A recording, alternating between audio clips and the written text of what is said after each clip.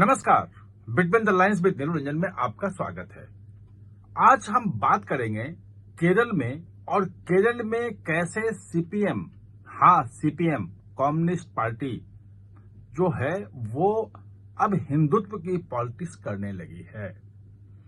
जो हिंदुत्व के पॉलिटिक्स को लेकर के पूरे देश में विरोध करती है, उसका स्टैंड रहा है। जो मार्क्सवाद है उसकी बुनियाद है कि धर्म एक अफीम है, और वही धर्म जो है वो अब सीपीएम के जो केरल में है विजयन मुख्यमंत्री हैं, वो सेंटर स्टेज में आ गया है। आखिर मोदी और अमित शाह ने ऐसा क्या खेल कर दिया और कि सीपीएम को अब हिंदुत्व की पॉलिटिक्स करनी पड़ गई। पूरे मामले को समझना जरूरी है, पॉलिटिकली बहुत दिलचस्प है। और अगले साल अप्रैल में केरल में विधानसभा का चुनाव है। उस चुनाव को देखते हुए ये और ज्यादा इंटरेस्टिंग हो गया है। तो सबसे पहले ये कि आपको ध्यान होगा शबरीमाला का पूरा आंदोलन हुआ था। महिलाएं जो हैं वो पहुंच गई थी सुप्रीम कोर्ट कि हमें शबरीमाला में जाने का अधिकार होना चाहिए। वहां शबरीमाला में एक पवित्रता होती है, और जो महिलाएं जो हैं वो रजस्वाला होती हैं, जिनका मंथली पीरियड आता है, उनको वहां पे नहीं जाने दिया जाता है। ये बहुत पुरानी मान्यता है, परंपरा है। इसको नारी विरोधी, महिला विरोधी कहते हुए इसका विरोध हुआ था। सुप्रीम कोर्ट से फैसला भी आया था, और सीपीएम उस वक्त जो विजयन गवर्नमेंट आई थी 2016 में, उसके बाद से वो उसके समर्थन में थी। एक तरह से पूरा आंदोलन था वो। और अब जो है वही विजयन गवर्नमेंट शबरीमाला का जो अयप्पा का जो मंदिर है वो पूरा वर्ल्ड अयप्पा जो है संगमम करवा रही है। 20 सितंबर को है उसका आयोजन हो रहा है। और अयप्पा भगवान जो हैं, जो शबरीमाला को जो मानते हैं पूरी दुनिया के लोग, जितने भी उनके डिवोटीज हैं, वो सब इकट्ठा हो रहे हैं। आप सोच सकते हैं। और ये कहा जा रहा है कि शबरीमाला की जो पवित्रता है, जो भगवान की पवित्रता है और जो ट्रेडिशन है, उसको बचाए रखना है, उसको बनाए रखना है। अब वहां कोई आंदोलन नहीं हो रहा है महिलाओं का कि हम यहां जाएंगे और जबरदस्ती जाएंगे और हमारा अधिकार छीन रहा है, कुछ नहीं। ये जो चेंजेस है ना, ये क्यों आया और अमित शाह और मोदी ने क्या किया, ये समझना जरूरी है। अगर आप पिछले 3-4 जो इलेक्शन हुए हैं उसका पैटर्न अगर आप देखेंगे तब आपको ये बात समझ में आएगी। तो 2018 का तो सबसे पहले तो ये कि ये जो शबरीमाला जो है वो वहां के सभी धर्मों के लिए, खासतौर पे हिंदुओं में और सभी जातियों के लिए बहुत पवित्र स्थान है। और खास तौर पे जो केरल में जो कैडर है सीपीएम का, जो बेस है मेन, वो है इडवा जाति। ओबीसी की सबसे बड़ी जाति है। लगभग लोग कहते हैं कि 22 से 24% जनसंख्या अकेले उसकी है। और मेन कैडर जो बेस जो है सीपीएम का, वो उसी से आता है। दूसरी जो 16% के आसपास कही जाती है, 15 से 17% लोग दावा करते हैं, वो नायर जाति है। वो अग्नि जाति वैसे है, लेकिन वो भी बहुत ज्यादा डिवोटी है। अब वहां अगर कॉम्बिनेशन देखेंगे आप, तो कॉम्बिनेशन ये है वहां पे कि लगभग 23-24% वहां पे मुस्लिम आबादी है। वो इंडियन यूनियन मुस्लिम लीग का मेन वोट बैंक है।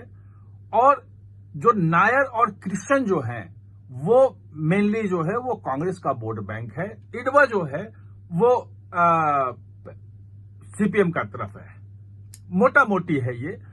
और जो आदिवासी है वो एससी हैं, दलित जो है लगभग 9% हैं।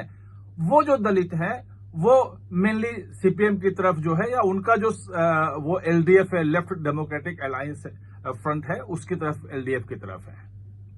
और दूसरी तरफ जो कांग्रेस है और इंडियन यूनियन मुस्लिम लीग है, ये मिलाकर के यूडीएफ बनाया हुआ है, यूनाइटेड डेमोक्रेटिक फ्रंट बनाया हुआ है। ये इनके तरफ है। ये जो पूरा का पूरा है बंटवारा, ये 1978 से चला आ रहा है। ये यही दो चीजें हैं, इसी में सरकारें बनती है, हर एक बार इनकी, एक बार उनकी, एक बार उनकी। पहली बार 2021 में सबरीमाला के बावजूद विजयन जो है लगातार दूसरी बार सरकार बनाने में सफल रहे। ये 78 के बाद का इतिहास है, ये इतिहास में दर्ज है कि पहली बार उन्होंने ऐसा किया। अब वही विजयन को ये चिंता सता रही है कि 26 में कहीं उनकी सरकार न चली जाए, जो एंटी इनकम्बेंसी है उसकी वजह से। लेकिन दूसरा जो है, अमित शाह और मोदी की जोड़ी जो काम किया है वो ज्यादा महत्वपूर्ण है, और वो जो डर है और जिसके कारण हिंदुत्व की पॉलिटिक्स पे आए हैं, वो उसकी वजह वो है। वो ऐसे कि जो नायर वोट है, मेनली जो कांग्रेस का हुआ करता था, वो पिछले 2-3 बार में आप देखेंगे 19 के बाद लगातार टूटा है और बीजेपी की तरफ आया है। अब दावा यह किया जा रहा है कि लगभग 35-40% नायर जो है वोट बैंक, वो आ चुका है बीजेपी की तरफ में।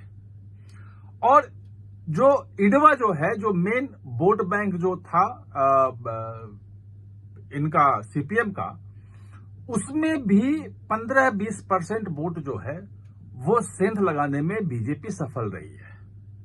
और इसलिए एनडीए को जो वोट है इस पिछली बार 2024 के इलेक्शन में, वो 20% पहुंच गया है।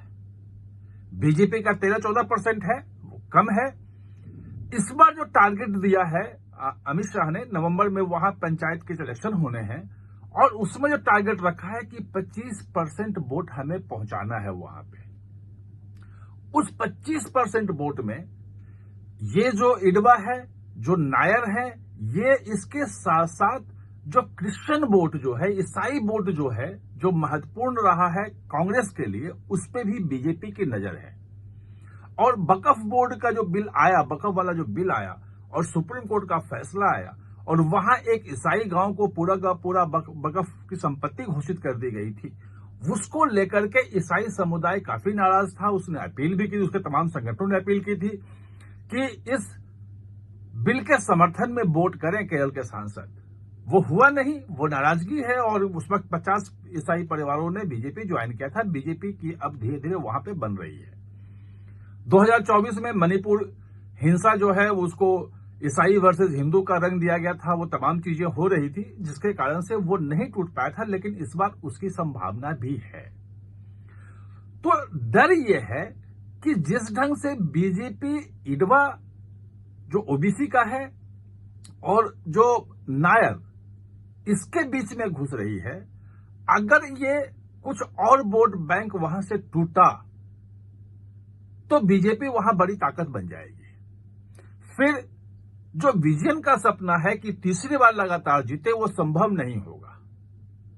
तो उनकी पार्टी में जो विचार आया, जो सामने चीजें आ रही हैं, वो ये आ रही है कि उन्होंने जब निकाला तो ये निकाला कि जो सबरीमाला में जो दर्शन करने जाते हैं मलयाली, वो 90% जो हैं वो एलडीएफ के वोटर हैं, यानी कि सीपीएम के लेड वाला जो फ्रंट है उसके वोटर हैं। अगर उनको मनाया जाए, उनको लगे कि ये हमारी तरफ ही है या हमारे खिलाफ नहीं है, तो वो वोट बैंक उनकी तरफ आ सकता है।